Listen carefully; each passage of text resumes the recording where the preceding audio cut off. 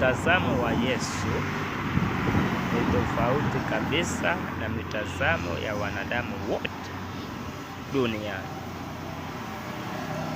ambao walishawahi kuwepo na ambao wapo, ambao wanaoendelea kuja.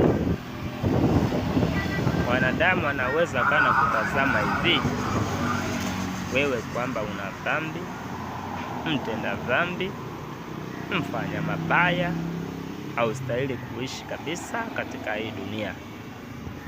Lakini Mungu Bwana Yesu mtazamo wake akakutazama hivi kwamba wewe unastahili kupata rehema ili aweze kukutengeneza uweze kuwa chombo chake cha kumtumikia. Mwanadamu anaweza kukutazama vibaya, ila Mungu anakutazama vema.